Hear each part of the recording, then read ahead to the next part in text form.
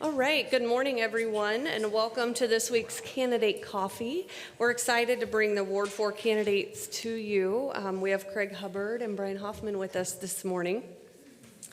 So we would like to, first of all, thank Troy Davis and Roast Coffee for the caffeine to get us started. And we really appreciate having great options for the elected seats, and we're happy to bring you these events with the candidates. The Chamber of Commerce, Hastings Economic Development Corporation, our Government Affairs Committee, and the staff have worked together to prepare several questions that will be asked of each candidate. Following the prepared questions, we hope you stay and network with the candidates, ask questions, and any further things you'd like to discuss with them. So to help us keep the event running smoothly, knowing that we're timed for an hour, we would ask for participants in the audience to turn your cell phones to silent. If you need to take a call, please step outside to not disrupt our moderator or candidates. And we also ask that attendees refrain from conversation while our moderator and candidates are speaking. It can be disruptive, and we want to make sure we get through all of our questions. So next, I'm going to introduce you to Chris Shukai, who will be today's moderator. Thank you, Shannon. Good morning, everybody. Here we are again, another wonderful Friday morning get-together that we've been having. As mentioned, there is a series of questions that have been prepared. We will rotate. Each candidate will answer first, and we'll switch that off on each question. You have 2 minutes to answer the questions, and Jamie will be your timekeeper over there, so just watch her. She'll give you a yellow card when you've got about 15 seconds left, and then when the red card comes up, you should stop, and I will interrupt you if you go well beyond the red card, but that hasn't been an issue really as we go. So with that, Brian, we'll start with you for this first question. Please introduce yourself to the audience and tell us what previous community involvement you've had in Hastings. Certainly. First off, thank you, Chamber, and thank you for everybody that came today. This is important, hearing the candidates and what their message is. So first off, I've been a resident of Hastings for 20 years now. I'm a family man. I have 2 daughters that are attending Hastings Public Schools. One's in the high school and one's in the middle school. And my wife, Kitty Grace, who's here, also works at Hastings College, and I work for Central Community College. I've been at Central for almost 20 years. I started actually working for the paper when I first started living in Hastings, so I was doing little sports articles for them. But so my time here at Hastings, I've done some pretty great things. I was a watchdog for a couple years at the schools here in Hastings, specifically Longfellow. Great program. And then I got interested in some healthcare nonprofit organizations. Was on the board and was the president of that board for a couple terms inside there. I was also with Mentoring Works when they went through the large transformation from Big Brothers Big Sisters to Mentoring Works. I've done some volunteering with the community organizing. I've been with Kool-Aid Days for now 10 years, helping run the boat races every year, which is always a great thing to do. And then getting involved in the college, I've been on various committees, and recently, 3 years ago, moved into a role of an associate dean role and responsibility. So some of that is a tribute to the great people that work out there. I got an opportunity to work with Bill Heitzman out there too. Bill's a great guy. I've known him for years. And so the things and experiences that I've received working for a nonprofit, I hope to use and leverage here with the city. And that's budgets, that's working with individuals, that's working with departments. So I think I have a well-versed background in what I do. So thank you. Thank you very much. Craig, please introduce yourself and tell us about your previous community involvement in Hastings. Good morning, and thanks again to the Chamber for having us this morning. Thanks for everybody coming out to listen to us. I mean, this is a big deal. It's time to move forward with some things. I moved to Hastings in 1991 to attend and play football for Hastings College. Within a couple years, I'd fallen in love with this community and had made a decision that this is where I was going to land. This was where I was going to plant my roots and was going to be my home. My wife Denise and I, we've been married 25 years next month. We have 6 children. Today happens to be my oldest daughter Taylor's 30th birthday. So our oldest is 30, our youngest is 12. So for the last 30 years, I've been a parent. I've been involved. I've had kids enrolled at Hastings Catholic Schools for since 1998, every year straight since 1998, and I still got about 6 years to go. So I'm a long ways done from being a parent. But because of that, we've been involved in numerous sports, child groups, Boy Scouts, Girl Scouts, wrestling, football, soccer, volleyball, basketball, and we've been involved on more levels than just going to the events. We support the events, we support the groups that hold those events. And then I've also helped coach midget football. I've been a high school speech judge for speech tournaments when my daughter was involved with speech and theater. Music, we've been involved in music in my family for years. I feel, though, that probably my biggest contribution to the community is we own and operate Hubb's Repair. My wife has owned a couple different salons here in town and still works, as a hairstylist. For the majority of my adult life, I've been signing the front of the paycheck. I know what it's like to be in business. I know what it's like to have employees, and most of my employees are here, and that's where I think I've done the most here in Hastings. Okay, thank you very much. Craig, we'll start with you on this next question. The recent community survey identifies economic development, housing, transportation, and communication as top priorities for the city. What are your ideas for addressing those? When I look at this and I see the survey, I think back to a survey that was done in 2004, about the time I got into investing in property. I think the city at that time spent somewhere between $250,000 and $500,000 on that survey. That survey identified in 2004 that the biggest problem that was going to face Hastings for growth over the next 10 years was housing. By 2016, very little had been done to address that, 12 years after the survey was conducted. By 2020, you started to see more things happening and more development, more projects, North Commons, the brewery lofts downtown. We know it's an issue. It's been an issue for years. It's time that we get people in there that are willing to work together and do something about it. We've got decent transportation. Most of our streets are good. There's some of them that could use some work. But our problem, if we want to continue to grow and have any type of sustainable growth, is we have to do something for workforce housing. It's pretty hard to develop industry and businesses when there's no place for workers to live. I hear affordable housing, but yet there's very few people that can give you a definition of affordable housing. I know what the definition is. I don't think it's possible in Hastings with our poverty level that we have right now.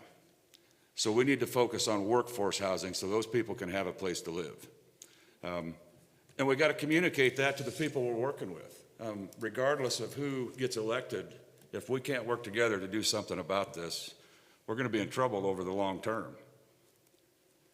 I think there's great things that could be done. We've got things moving forward. It's just time to work together and try to get somewhere. Thank you. Brian, recent community survey identifying economic development, housing, transportation, and communication as top priorities for the city. Your ideas for addressing those? Yeah, thanks. So a couple of different things. So the past 2 years I've served on Planning and Zoning Commission as a commissioner, and we've done some great things in the community so far. So I look to continue those efforts. Just last week we passed a rezoning of a district to be passed to the city council for consideration on some lower income housing in Hastings. I think that type of move from some outside developers are a great idea. I think there's some legislation that needs to be leveraged in Hastings. There's LB 840 that's out there that talks about how we can leverage low income housing in Hastings. I think the other thing is our developers need to consider some mix of housing development in those spaces to help to consider some of the things when it comes to housing appraisals that can help affect that. I wrote piece to the chamber just recently about the need for that as some type of mixed use development as well. Some houses that, you know, are priced in that 300,000 all the way down to 100,000 needs to be mixed in the community. We can't be building $300,000 houses next to $300,000 houses. So we need to get some mixed development going on in the community. When it comes to cities and transportation, right now I'm just hoping we can fix the lights on Burlington, because frankly, if anybody knows, this past 4 or 5 months it's been atrocious. But they're getting there, and I see the city workers doing that work, and it's going to be great when it's all said and done. So some of the things that's coming ahead is some planning on the downtown development of redoing some of the roads down there possibly, and looking at that, some redevelopment of the pavements down there. And then to get to your last one, which is communication, I think right now we're in a good direction for communication at the city. I appreciate the efforts that we're doing with the websites and getting citizen feedback, and I continue to monitor and watch that and help with that. Thank you, Brian. And Brian, we'll start with you on this next question. With industrial and residential projects ongoing in North Park Commons, what is your vision for other projects that should be initiated for Ward 4? Good question. So some of the things that we need to start developing out in Ward 4 specifically, one, infrastructure is a need.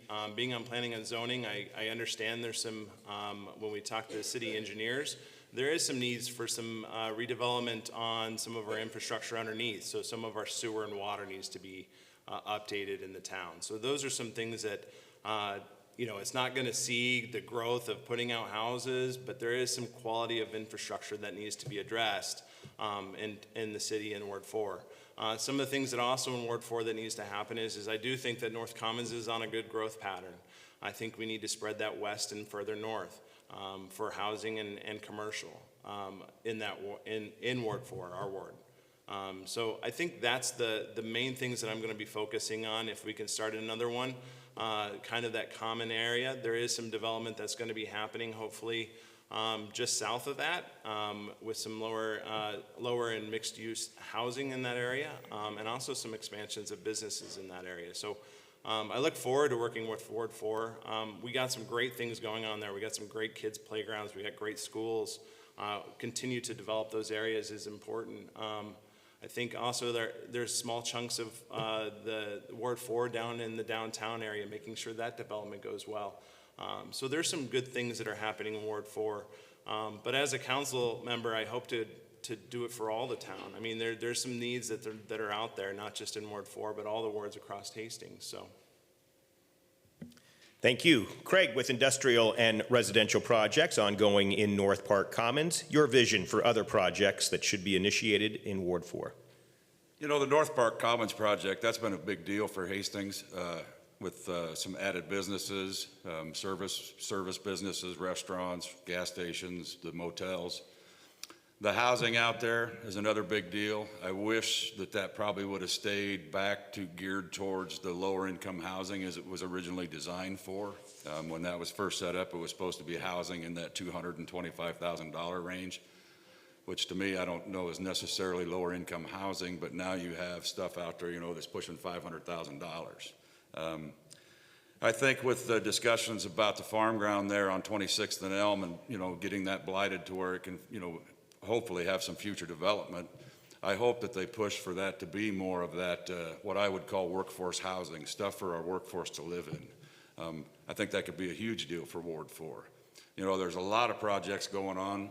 They are working on some infrastructure, especially over like on East 5th, East 4th, and between 4th and 6th, I think maybe all the way to 2nd. You know, there's some new water mains, and so some of the infrastructure is getting addressed. We've seen a lot of intersections over there, especially even over on, you know, around Hartwell Park and some of that stuff that they've addressed some of the streets and some of the intersections. But, you know, there's always going to be street issues. There's always going to be sidewalk repair, you know, making stuff more ADA accessible.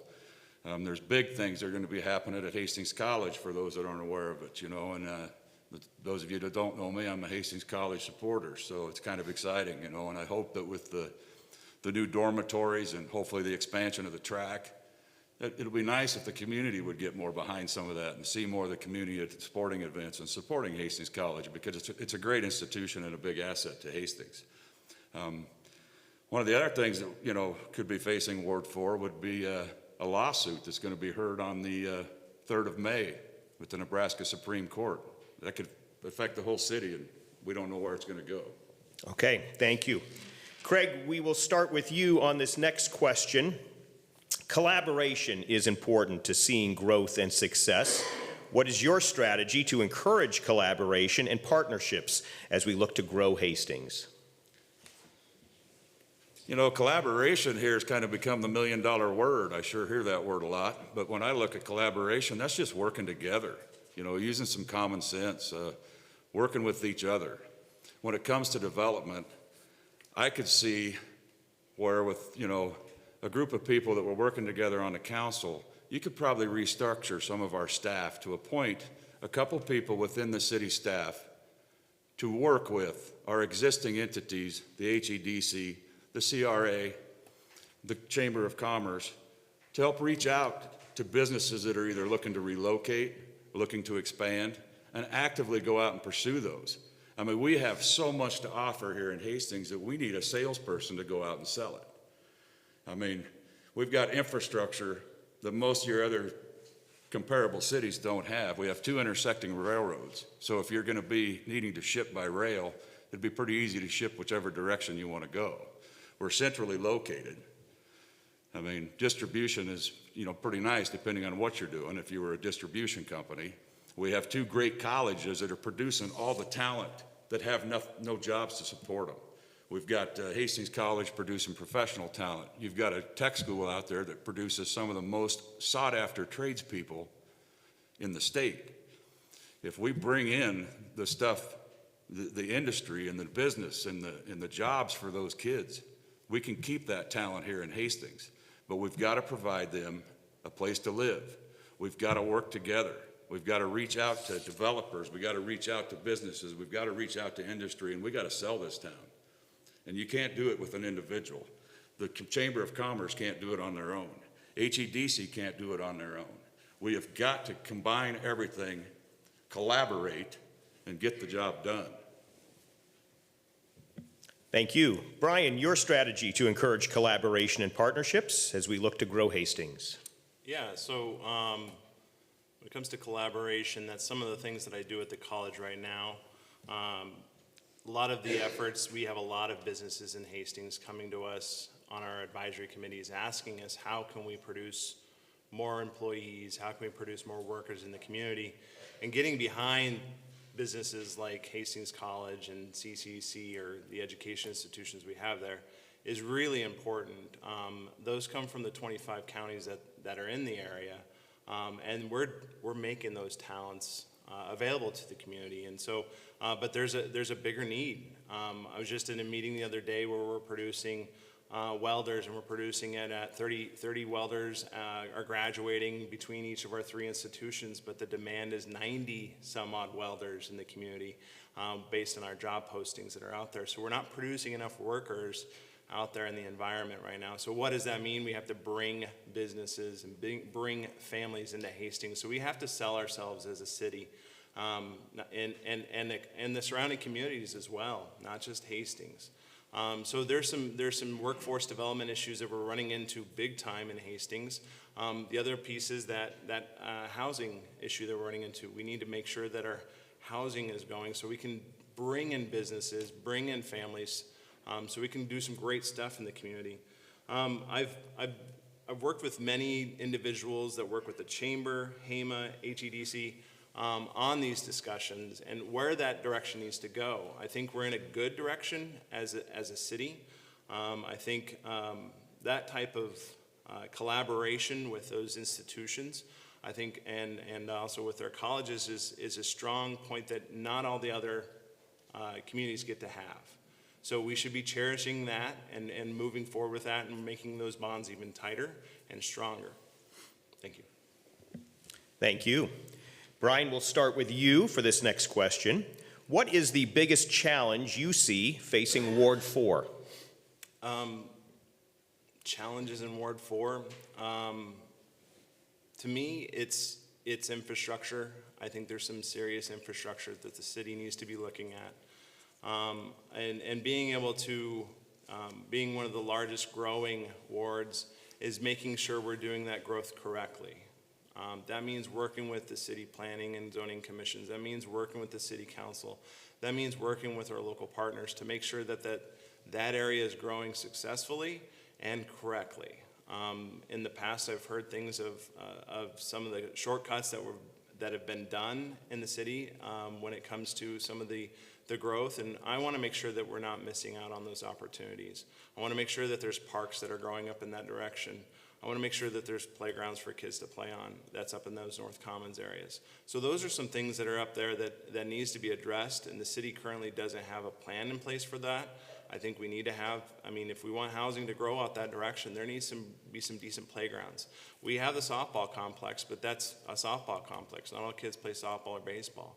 So the other pieces in the Ward 4 is I think the bike trail is great out there, but I really think our bike trail needs some another layer to it. It really needs to be a commuting trail for kids to get from point A to point B.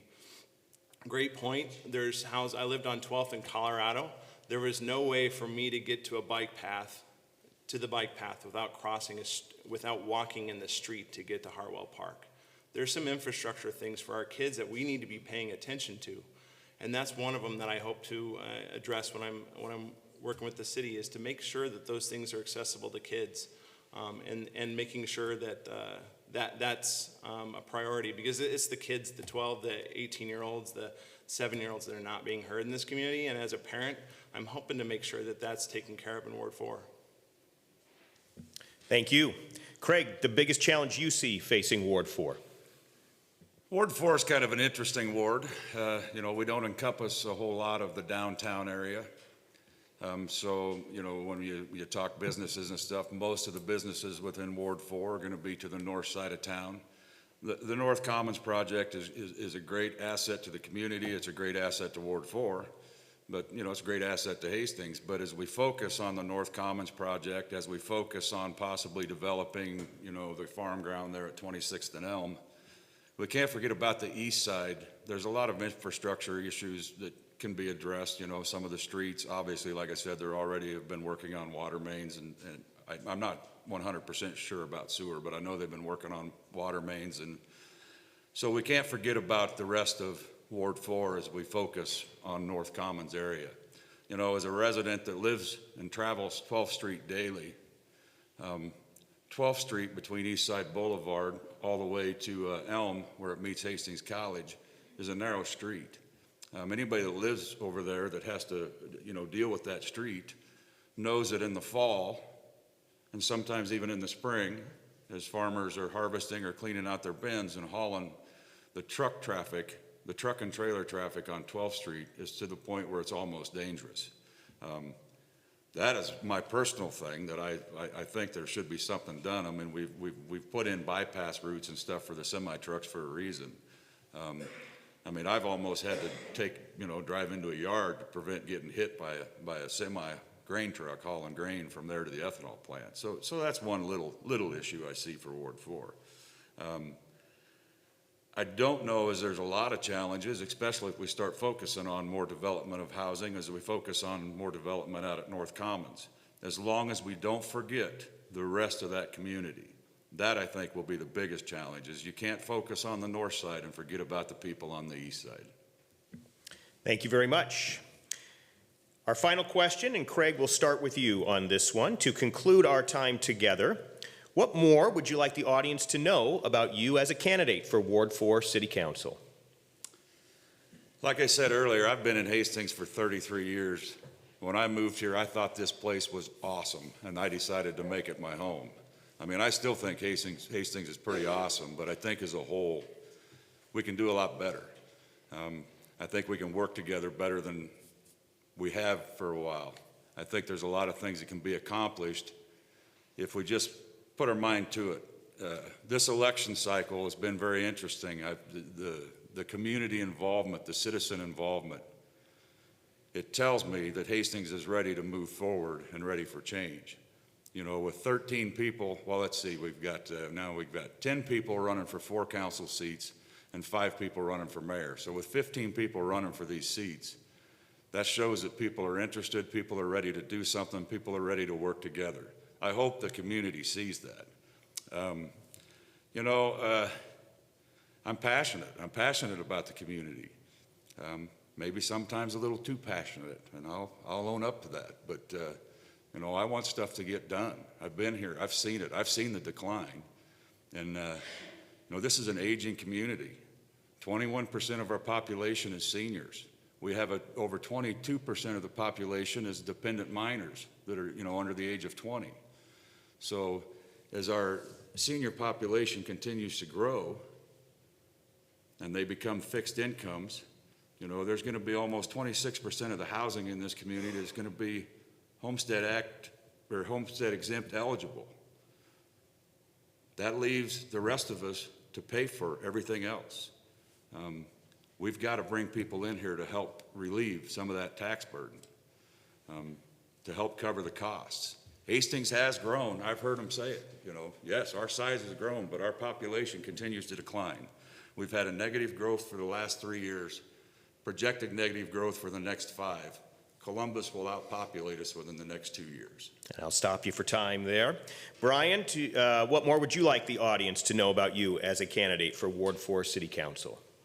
Yeah, a couple things to know about me is I'm looking to listen, and I attended a meeting on April 10th with some citizens, and they had large concerns that they felt that the city hasn't heard them. That hurts, right? So my plan is to make sure that we prioritize our citizen communication. The city has done a pretty good job over this past 6 months in creating a communication director and creating a way for the citizens to directly communicate with the city management. It's a great thing when you have that website because it holds accountability to those individuals. You can call and a call can get lost, but when you document something, it gets locked in and it should be answered, and the city should be answering those questions. So one, I'm going to prioritize communication to the city and its citizens. 2, I think some improvement in infrastructure is important, and I think we're going in that right direction. So I want to support that. Even if I'm not elected, I plan to continue my efforts on planning and zoning because that's important for us to grow. I think affordable housing is a big question. I've watched people, good friends of mine, watch their taxes get to a point where they're thinking about moving. That shouldn't be an answer. Moving because of taxes. We should be able to work with our counties, work with the city to find a reasonable budget and a reasonable way to make sure our housing doesn't grow in taxes the way it is right now. One, I'm an educator. I've been in education for almost 20 years. And my whole family revolves around education. We need to support our educational institutions, and that's what I'm about, is supporting our education, supporting our youth. And last, making sure our economic's growing, making sure that our downtown is vibrant, making sure other areas in town are as successful as our downtown is. Thank you. Thank you. And thank you both for your time this morning and for running for this. And I'll throw it back to Shannon. This week we have a new addition. We had a conversation with our candidates. They had asked for some time to share a message about the election and the campaigning. So we're going to give them a few minutes to share some thoughts. We'll probably stop it at 4. But if you guys want to go ahead, we appreciate that leadership and you stepping up. So I'm going to just turn it back to you. Yeah, I reached out to Brian and I reached out to the chamber, and I wanted to address, and Brian did as well, the issues with social media. Out of all the people that are running for office in this town, I can tell you every one of them has your best intentions in mind. Nobody is running with an ulterior motive. Nobody is running for a bad reason. We can agree to disagree on things, but I can tell you they're good people, and they're running for good reasons. The attacks on social media, the toxicity on some of the social media, has gotten to a point where it's pretty disheartening to watch how our community treats each other. You know, These are people that live in our community, work in our community, have businesses in our community. Let's treat everybody with respect. And if you're a candidate that is supporting that, or has people that are doing that supporting you, I hope you call them out. I hope those candidates, put an end to it. I've been vocal more than once saying that everybody that's running has the best intentions for Hastings in mind. I don't see anybody that has bad intentions. And it's time that Hastings does a little bit better. Personal attacks, attacks against businesses, attacks against gender, it's just got to stop. And I wanted it to be on record that, Brian and I have had a great conversation. You're in good hands, okay? We might not agree on everything, but I can tell you that afterwards we could go have a beer, we could go have a cup of coffee, and it's going to be just fine. There's no issues here. So I hope that people see that, because it's pretty toxic and it's pretty bad. And when people call you that live out of state that watch that stuff and they say, what is going on? I mean, not very good representation for the public of Hastings. Not very good representation when you're trying to sell it to somebody, because I guarantee you, if you're trying to sell this to a developer or you're trying to sell this to a business, they're checking social media. They're seeing what the citizens are saying. They're seeing how the citizens act. Not a very good representation. And I hope as we move forward into the primary and then in the general in November, those people kind of look at what they're doing and realize maybe it's time to stop. Yeah, we talked quite in depth, Greg, about it, and I agree with you. I think that the social media aspect of things is it's a playground of bullying sometimes, and I think what needs to happen is you have to have a pulse on it about what the citizens are saying on there. But I agree with you that there are some things that are out there that people hide behind fake accounts.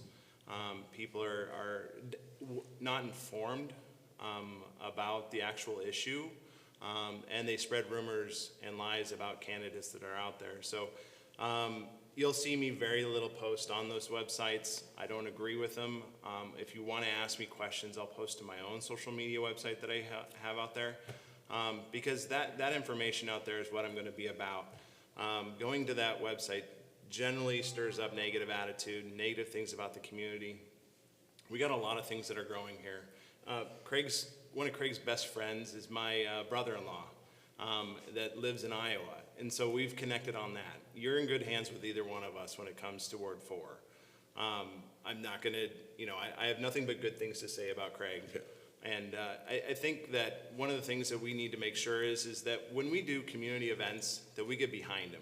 When the chamber puts them on, when the citizens put them on, when our communities are our baseball, our softball, our football games, that we get behind them. I really don't appreciate people saying that there's nothing to do in this town. They just aren't looking. There's a lot in this town.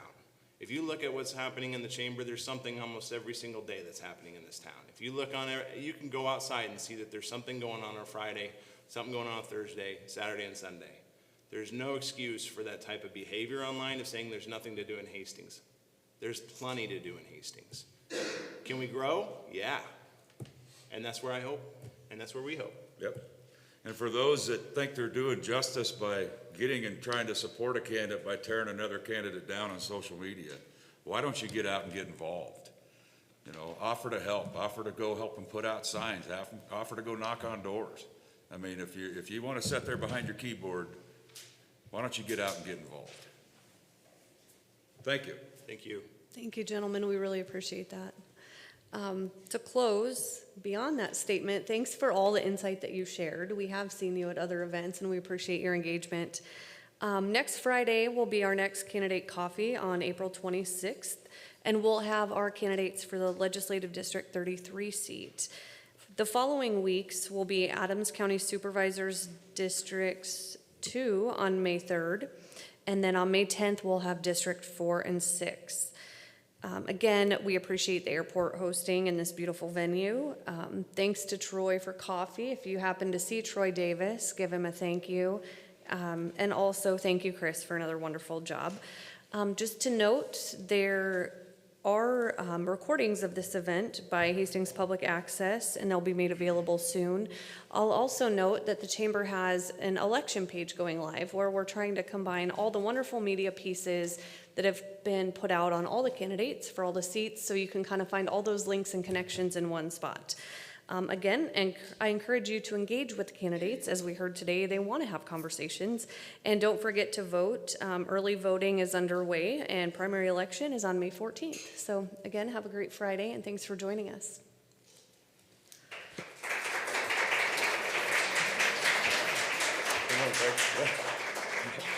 Got to sit in the